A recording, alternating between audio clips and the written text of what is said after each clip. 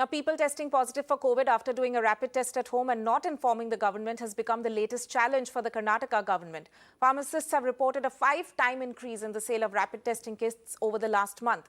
Now, as per the government norms, all those who use the rapid test kits at home must update their details and results on an app for government to track. But many are not doing so, and that is risky as the infection might be spreading rapidly if COVID-positive people would be flouting norms. Karnataka's Health Commissioner told Mirror Now that they will work to put a follow-up mechanism in place to track people using self-help COVID kits. November, December, hardly 1 or 2 pieces. And this month, January, starting only first week, I think I sold around 10 to 15 pieces. People come and they'll take.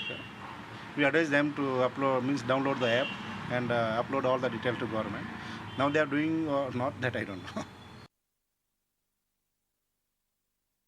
Presently, the protocol mandates that any test that is taken has to be immediately updated on the ICMR portal. Now, when we are doing this test from the health authorities or from BBMP, say, there is a mandatory upload which immediately takes place of the test result.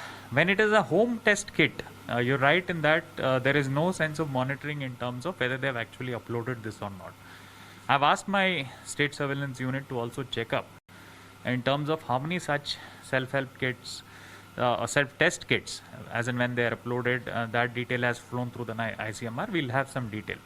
But it is of concern that in case somebody does not upload those results, turns up ending testing positive, and we are unable to track that, that is of concern. So I will also ask the technical advisory committee to kind of guide us in this regard. We may need to bring in some kind of a tracking and follow-up mechanism on this. We definitely cannot have restrictions in terms of sales or any other kind of restrictions, because these are all ICMR approved test kits. But however, some kind of a reasonable restrictions and some kind of a tracking follow-up mechanism has to be put in place, and we'll work on that. My colleague Neha Hebale joins me on this. Neha, what exactly are the top 3 concerns of the government with regard to this home testing increase? Very simply put, first, of course, being the fact that there are several people who are testing positive, not informing the government.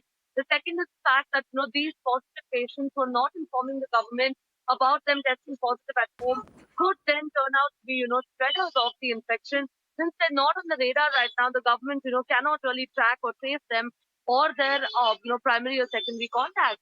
And third and most important, also the fact that if these do test positive at home and end up, heading out and spreading the infection, then that would ultimately mean that their primary, their secondary contacts also are not only infected, but they would then in turn be spreading the infection.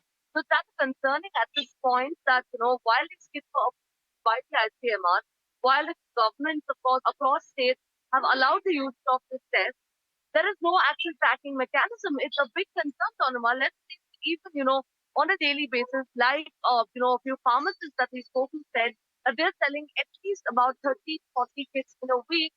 That is still a big number, and they're going up right now. That it's almost gone up 5-fold in the past 1 month. So we'll really, of course, have to hope and see that the government puts in place some mechanism, not only in Karnataka, but in other states as well. Right. Neha Hebale, thank you so much for joining us.